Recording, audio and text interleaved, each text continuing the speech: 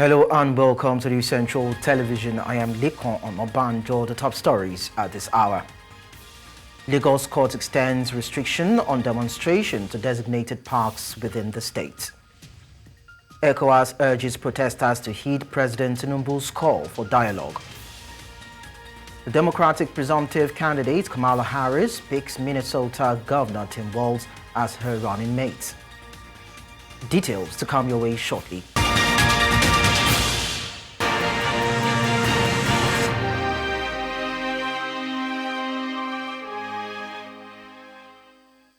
Bringing you updates on the End Bad governance protests. The news now begins in the west of the continent, where the Nigeria Immigration Service and the Department of State Services announced that they have placed alleged sponsors of the End Bad governance protest on a watch list. According to the agencies, the sponsors reside abroad. During a press briefing in Abuja on Tuesday, Kemi Nandap, NRS Comptroller General, stated that sponsors of the protest would be arrested if they enter Nigeria. Peter Afunyaya, DSS spokesperson, added that the bank accounts of the alleged sponsors have been blocked and some of the sponsors are already in DSS custody. In the meantime, the Economic Community of West African States Commission has expressed concern over the ongoing protests in Nigeria, lamenting reports of violence, fatalities, and property destruction. In a statement made available on Tuesday, the Commission welcomed the national address by President Bola Tinubu on Sunday, August 4, and urged protesters and all stakeholders to heed the President's call for inclusive dialogue to address grievances and ensure peace and security. ECOWAS emphasized the right of citizens to peaceful protests as enshrined in the 2001 ECOWAS Supplementary Protocol on Democracy and Good Governance and Nigeria's 1999 Constitution. The Commission extended condolences to the families of those who have died and expressed sympathy with the Nigerian government and its people over the losses incurred. Still on the End Bad governance protests, Justice Sherifat Shonaike of the Lagos State High Court in Igboshere has extended an earlier order that restricts protesters in Lagos to the Freedom and Peace Parks in the Ojota and Ketu areas of the state. The order followed an application by the Lagos State Attorney General and Commissioner for Justice Lawal Pedro SAN, who sought an extension after complying with pre-action protocols for preemptive remedies ordered last week by another justice, Justice Emmanuel Gundari, represented by the Director for Civil Litigations, Amid Oyenuga. Pedro informed the court that the earlier court order had been served on all respondents in compliance with the protocols. He argued that, despite the lack of response from the respondents, extending the restriction is necessary to maintain the relative peace in the state amid ongoing nationwide protests. Justice Shonaike, satisfied with the Attorney General's compliance with Justice Ogundari's orders, ruled to extend the restriction of protests to the designated Freedom and Peace Parks in Ojota and Ketu until full compliance with the pre-action orders is achieved. Earlier on the news, our correspondent Bernard Akede was harassed by suspected thugs at Ojota while giving a live situation report in the axis of the state. Our correspondent, who fortunately escaped with his crew without injuries, expressed shock that the incident happened in the full view of policemen detailed to protect lives and maintain peace. All right, Bernard, just take it easy. So, obviously, we're being attacked by thugs and we have to go in. Yeah. That's fine. You can just get settled in. Bernard, please. Now, the city of Lagos, Nigeria's commercial hub, recently came to a standstill as protesters took to the streets to demand change. But with the demonstrations ended and life returning to normal, business owners are left to pick up the pieces and count the cost of lost of the operational hours. News Central's Adeshewo Dushoga reports. The recent protest in Lagos, which lasted for 4 days, has left some business owners feeling disappointed and frustrated.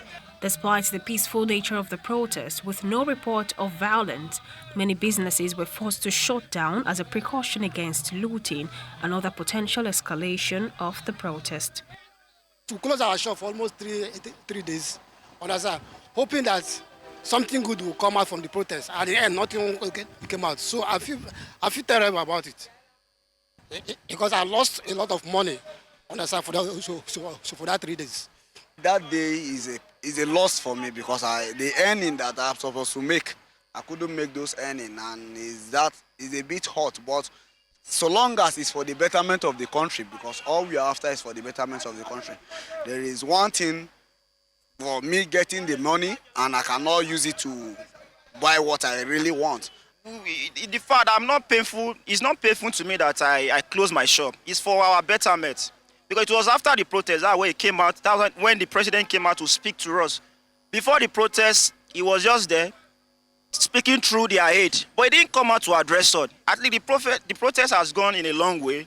At least he was able to address us, you know. So, but that didn't go well with us, so, because we are still watching. The protest, which aimed to address various socio-economic issues, including inflation and economic hardship, ironically exacerbated the challenges faced by businesses. With Nigeria's inflation rate standing at almost 40%, businesses are already finding it difficult to stay afloat. Protest has no effect, has nothing to do with the government. Hear me well. How do you want to go and fight with this one? You tell this one, say he want it, they come. No need. They have kept security people in all places. And they don't want those security people, they are suffering like us. And at the end of the day, they carry gun and shoot us. Why? The peaceful nature of the protest has been attributed to the heavy presence of security forces and calls for peace by the government. However, business owners are still feeling the pinch and are urging the government to take concrete steps to address the economic challenges facing the country. As one business owner succinctly put it, we need action, not just protest. We need policies that will help us grow and thrive, not just empty promises. In Lagos for News Central, Adeshawa Odushoga. Let's also tell you that the Kano State Mobile Court on Tuesday ordered the remand of 632 protesters for alleged vandalism of public and government properties during the End Bad Governance in Nigeria protest. The defendants are charged with criminal conspiracy, theft, unlawful assembly, inciting disturbance, trespass, and mischief by fire. After the remand order, the court adjourned the sitting until August 19 for a hearing. Earlier, the State Director of Public Prosecution, Salisu Tahir, informed the court that the defendants committed the alleged offences during the protest on August 1. He alleged that on the same date during the nationwide protest, the defendants trespassed and vandalized government and public properties in the state. Security agencies in Nigeria have vowed to protect the sovereignty of the nation following the sighting of Russian flags by protesting youths. Speaking after a meeting of the spokespersons of security, defense and emergency agencies in the country, they say the protests have been hijacked by hoodlums who have used the cover of the protests to unleash mayhem on citizens. Amadin Uyi tells us more. It's been a theater of conflicts between protesters and security agencies. While security agencies have been accused of using disproportionate force to disperse peaceful protesters, they maintain that hoodlums under the guise of protests are wreaking havoc on innocent citizens. The Force Public Relations Officer says that security agencies will not allow the protests degenerate into wide-scale destruction witnessed during the NSAS protests, which almost destroyed the country. Anytime any gathering or assembly becomes riotous, we have the mandate, we have the constitutional backing, we have the legal backing to engage proportionally, professionally, logically, and diplomatically to handle such a situation. At this briefing of spokespersons of security, defense, and emergency agencies, the Force PRO, while answering questions from journalists, says that the recent trend where youths were seen brandishing Russian flags and calling for a regime change will not be tolerated. He said arrests have already been made and security agencies are getting to the root of the matter. To carry the flags of a foreign country on our land is a criminal offense. We have them arrested. Just this morning, we have arrested one Ahmed Taylor from Kwana Hudu, a Nasarawa local government area of Kano State, for producing in large quantity Russian flags given to young Nigerians to go and fly. For reasons known to him, we are profiling him. We want to get other sponsors like him. As I speak with you, the same thing is happening in Kaduna. Thus, as we started this briefing, we've been able to arrest 30 of them with same Russian flags. Other security agencies urge Nigerians to embrace peace and dialogue, saying security agencies in the country will protect their nation's sovereignty. We are working with all stakeholders to be sure that there is no breakdown of law and order. And specifically, the President has said in his address yesterday that, the young people should not let some persons deceive them about their country. We need your support. We need every hands on deck to have peace in our land. Us in the armed forces, we are a stability force. And as a testament to this, we are deployed across the country, which is indicative of our commitment to defend our country and to protect our citizens. We will continue to be committed to guarantee the safety of our citizens across the country and will continue to do so. They urge citizens to embrace peace and dialogue, saying there can be no development without peace. In Abuja for News Central, I am Amadine Uyi. Well, to give more flesh to these protests and the aftermath, I have a public affairs analyst, Abdullahi Abal, who will be talking more about this, and that would be after this short timeout. And as we continue to dissect the End Bad Governance protests and the fallout, I have a public affairs analyst, Abdullahi Abal, joining me. Thank you so much for joining us on the news. Thank you for having me. Now, we'll start this way. ECOWAS has urged Nigerian protesters to end the demonstrations and engage in dialogue, a move some people view as akin to the Nigerian president writing to himself. Do you think this is an appropriate stance for such a Pan-African body, given the grievances of the Nigerian people? Well, you see, it all depends on one's understanding and definition of what is right or wrong. But the issue is Nigeria first before any other thing. And there can't be Nigeria without the citizens of Nigeria. And Nigeria is a member of the ECOWAS community. Not only that, Nigeria's president is the chairman of the ECOWAS community as well. So there's nothing wrong in ECOWAS calling for Nigerians to end the protests and engage the government and the president in dialogue. I think that is not out of place. It is in order. You will recall that in the president's address, he equally called for dialogue. He called for the end of the protest and dialogue between him and Nigerians, most especially the leadership of the protesters, so to say. So I think it is in order if ECOWAS call for end of the protest and then call for dialogue. But at the same time, also ECOWAS should also have said something to the government as well.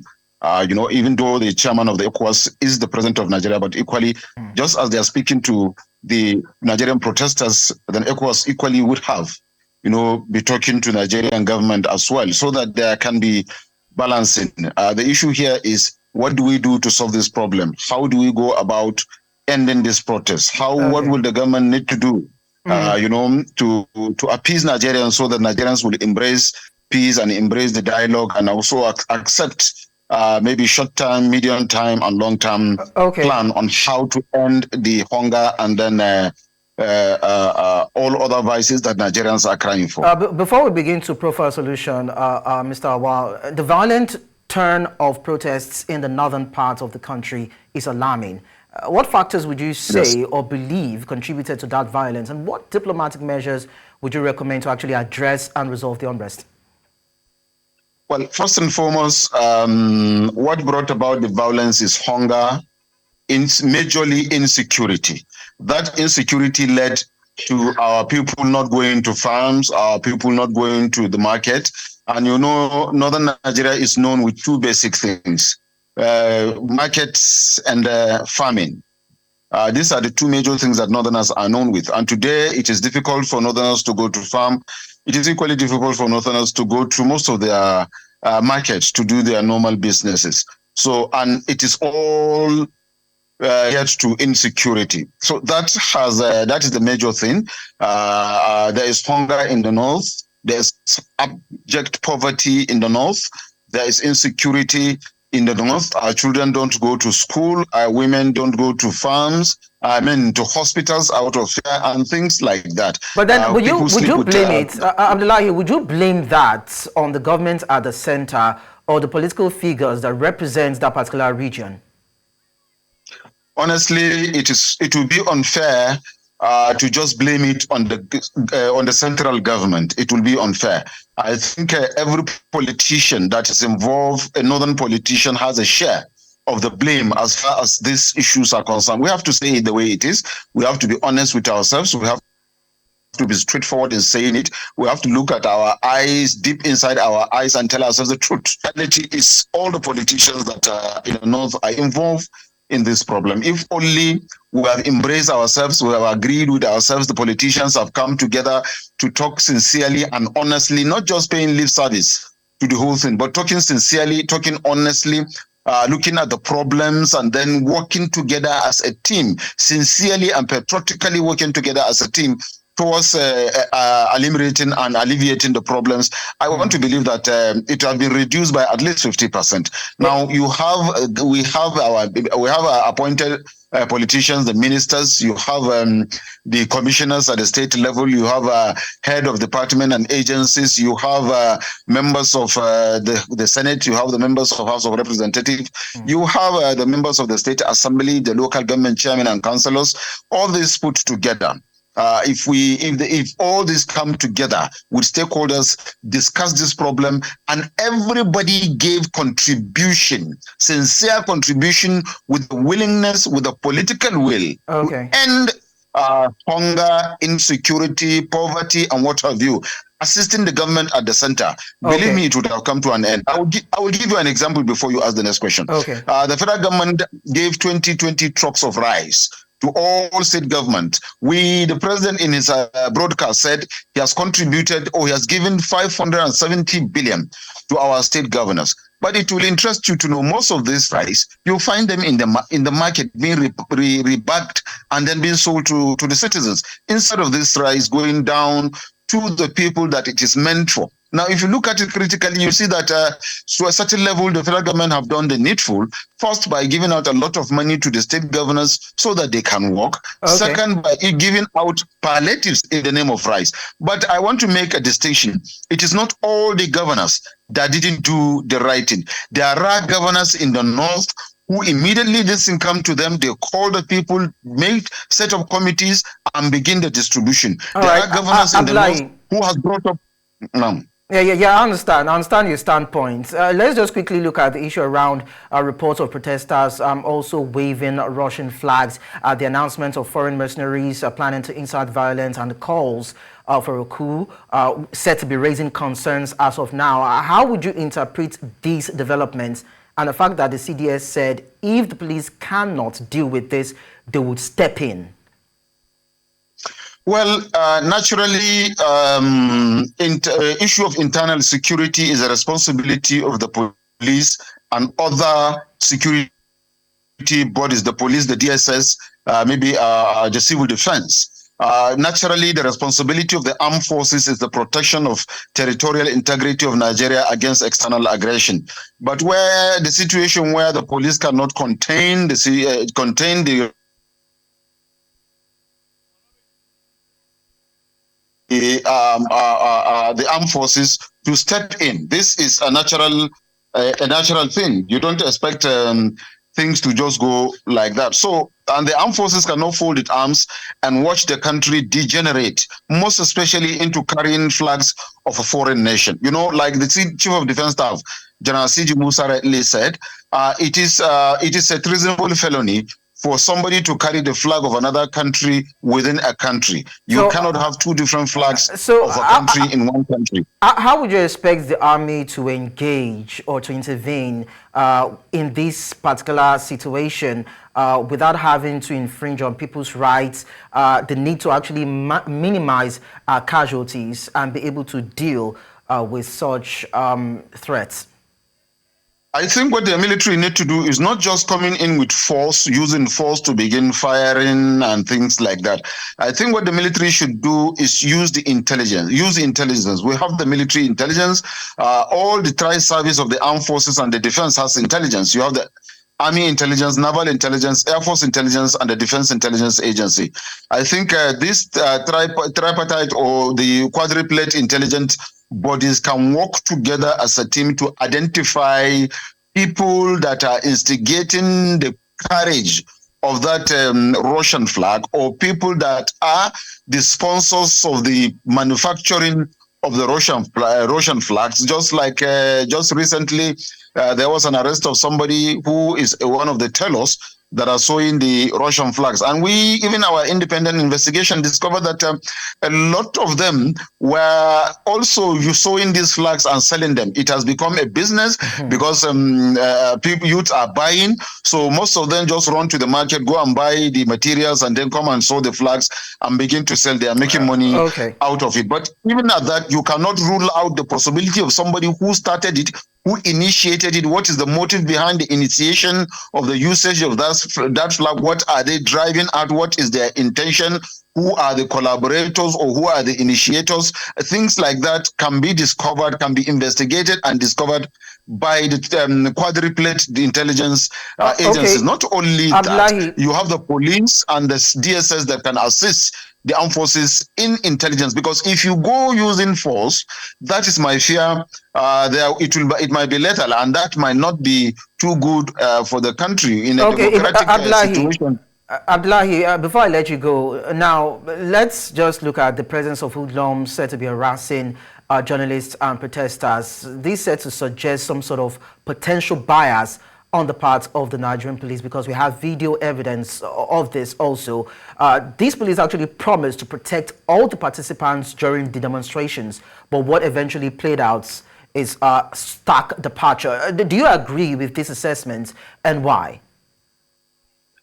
Well, the reality is, even though the line cracked while you are trying to mention it, but at the end of the day, it is all talking about whether the Nigerian police, as said earlier by the IG, that peaceful protesters will be properly engaged, that is to say, will be guided, and then they will be protected. And eventually, something different is happening now.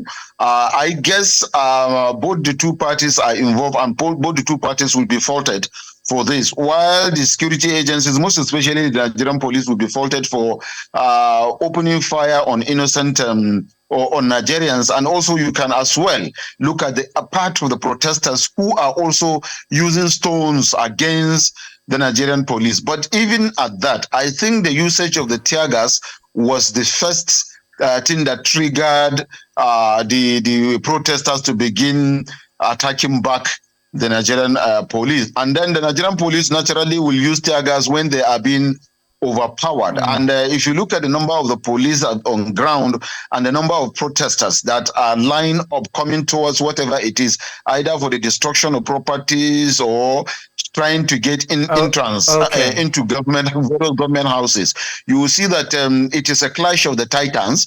At the end of the day, the police had to use whatever power available before them. But then there is an issue, because so far so good. I'm sure there are some policemen that were injured, but there was no single policeman that was killed by the protesters, so to say. So yes, so that is why there's a need for the security personnel to tread with caution and work with restraint when dealing or interpreting directives handed out to them. Abdullahi, Awal, thank you so much for your robust contribution on the news. We appreciate that. Thank you. Thank you for having me.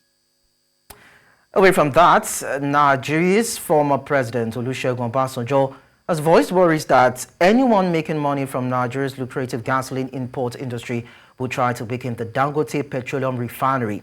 This statement follows allegations by Alhaji Aliko Dangote, the president of the Dangote Group, who has accused certain mafias of attempting to sabotage his $20 billion refinery project.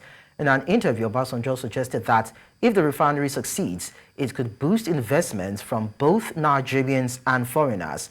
He also adds that Aliko's investment in a refinery, if it goes well, should encourage both Nigerians and non-Nigerians to invest in Nigeria. Now, the Nigerian Communications Commission has directed telecommunications operators to simplify their tariff plans, bundles, and promotional activities. This is coming after Nigerians expressed dissatisfaction about how their airtime and data plans, which lasted longer before now, evaporate in days amid agitation by telcos seeking NCC's approval to hike tariff plans.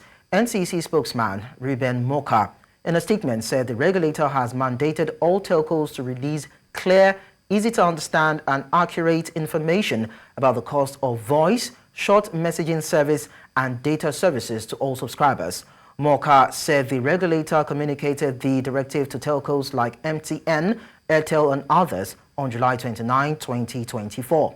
It mandated mobile network operators to publish a comprehensive table showing the features of their tariff plans and bundle offers.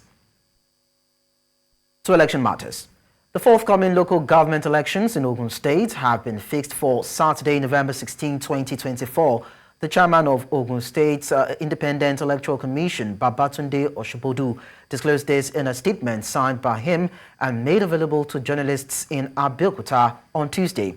Oshibodu said Thursday, August 8, 2024, is scheduled for the release of guidelines for the conduct of the elections and stakeholders meeting, while campaigns by the political parties begin on Friday, August 9. The elected local government officials completed their tenure about a week ago. Moving on now, the Niger Delta Development Commission, NDDC, has launched a youth internship scheme that would empower 10,000 young people across the region with training and experience needed for gainful employment, as well as prepare them for self-employment through entrepreneurship. The exercise, which was flagged off in Port Harcourt, the River State capital, had in attendance youths from the 9 states of the region. News Central's correspondent, Austin Azu, brings us the details. In a time when Nigeria youth desired employment opportunities with relatively scarce vacancies despite obtaining the necessary academic requirements, unemployment rates in Nigeria remain on the increase. The Niger Delta Development Commission is aiming to address the growing unemployment in the country with the launch of the Youth Internship Scheme for young people in the Niger Delta region to acquire skills and become an entrepreneur. The NDDC Youth Internship Scheme is a bold step towards changing this narrative, providing a lifeline to 10,000 young individuals to gain work experience that may lead some to start their own businesses. We know Mr. President is working very hard with his policies to address the challenges that are facing the citizens of this country. And we in the Niger Delta have chosen to give this government that chance by way of supporting this government and supporting its policies. Chairman, Governing Board of the NDDC, Chuedu Ebie, who gave scope of the scheme, said the internship would allow the youth to enhance their technical skills and acquire practical experience in sectors such as oil and gas, hospitality, medicine, among others. What we want to do is we want people to be empowered in a way that they learn a skill. So it's an internship. But during that period of the internship, that 12-month period, it is expected that a stipend will be paid to you. And so it's very important that we take it seriously. This youth internship scheme is to empower you with a skill set. They've also made it clear it is online and it is free. Some stakeholders and youth in the region commended the NDDC for the initiative and encouraged eligible applicants to apply. And for me, it's a welcome development. Similar initiatives must be done to accommodate people of this region. Our region expects so much from not just NDDC, other agencies of development, so that people can truly benefit from opportunities that abound in government. Those eligible to apply for the scheme are youth below 45 years who must hail from the Niger Delta region. In Port Harcourt for News Central, Austin Azu. News Central now will be back after the short break. Do stay with us. And I'll tell you that some Zimbabweans in South Africa have taken to the streets in Pretoria, heading to the Zimbabwean embassy to protest passport fees hike. The march comes after the announcement of the passport increase by nearly 50%. Last month, the Zimbabwean consulate in Johannesburg announced that the price of a passport would increase from 3,100 rands to about 4,500 rands. This has seen more than 1,000 Zimbabweans signing a petition calling on the government to review its decision. Meanwhile, the South African Zionist Federation, the SAF, has accused the South African government of aligning with oppressive regimes as the threat of an Iranian attack on Israel intensifies, causing global market instability due to fears of a regional war. In a statement on Tuesday, the SAF spokesperson, Rolene Marks, criticized the South African government for consistently seeking to legitimize terrorist organizations such as Hamas at this critical juncture in global politics. The group urged the government to adopt a more balanced and principled foreign policy stance that recognizes Israel's right to self-defense. The tensions in the Middle East have escalated following a recent Hezbollah rocket attack that tragically killed 12 children playing in a football field in Israel's Golan Heights on July 12.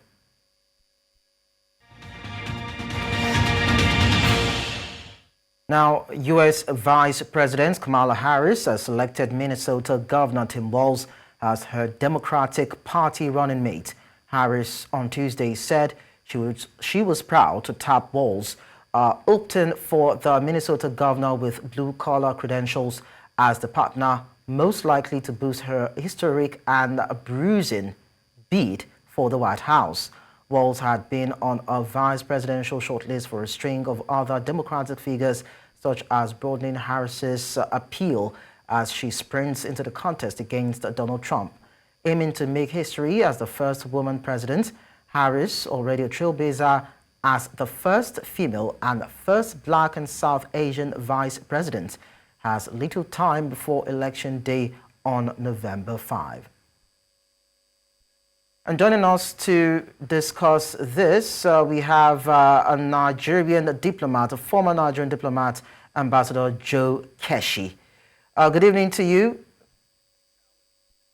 Minnesota Governor Tim Walz, said to be a war veteran and a union supporter, comes into the picture as a running mate. Do you think that this team can tilt the sides in the Democrats' favor?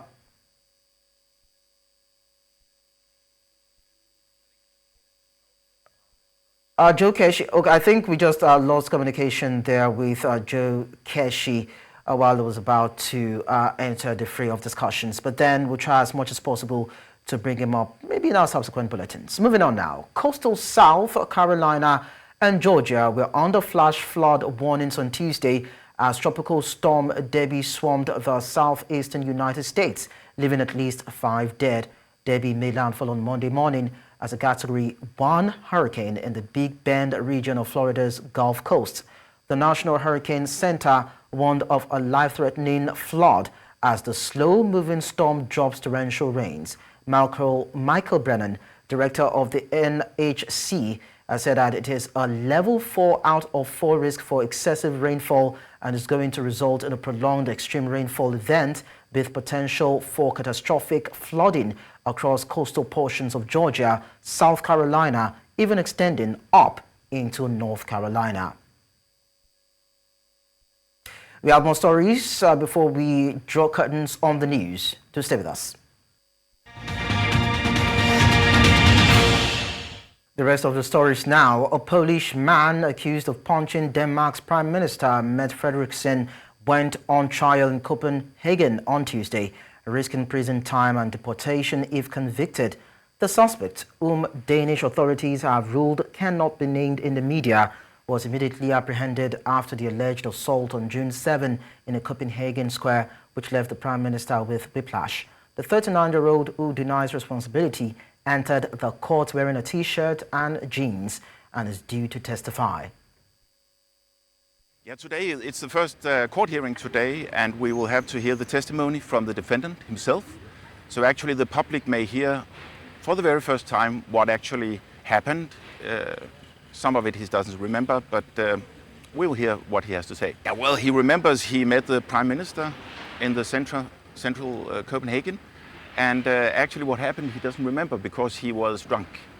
And unfortunately, we will not hear the Prime Minister. She has not been called as a witness today, so we will not hear her explanation. Yeah, well, he's a citizen of a country in the European Union, but of course, if in more severe cases, people are deported back to their home country, I'll try to see if I can avoid it, but I can't give any guarantees, of course. Ja, altså det er jo anklagemyndigheden, der har vurderet, at det ikke er nødvendigt at indkalde hende som vidne. Og det er jo udtryk for, at vi mener, at vi kan føre sagen til domfældelse, uden at hun afgiver en forklaring. Altså som alle andre straffesager, så er det, at man får en straf, det er jo et signal til den enkelte, men også til resten af samfundet om, at man har handlet på en måde, som vi som samfund tager afstand fra.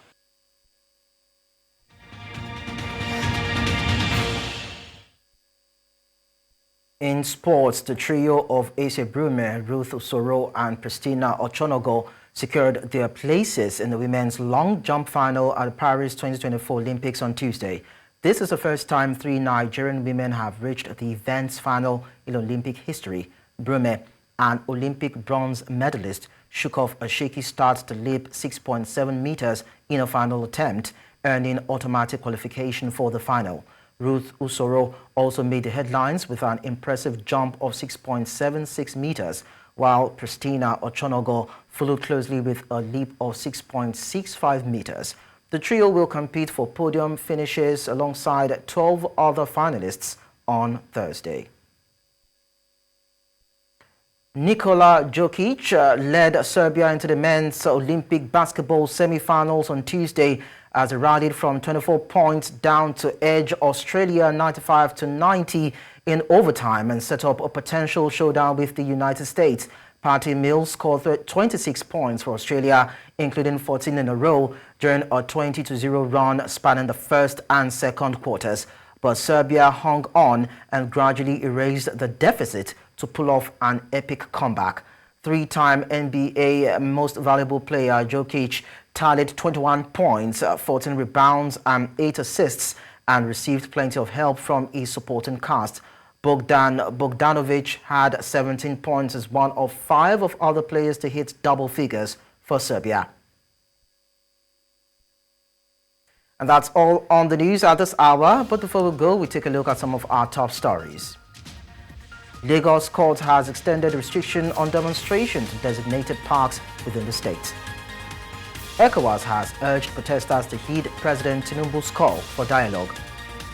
We also told you that the Democratic representative candidate Kamala Harris has picked Minnesota Governor Tim Walz as running mates. Don't forget to send your eyewitness report to the WhatsApp number and email on your screen. Well, you can follow us on social media. We are at News Central TV. You can equally watch us live on DSTV channel 422, Star Times channel 274, Avo TV and YouTube. Many thanks for watching. I am Lekan Onabanjo.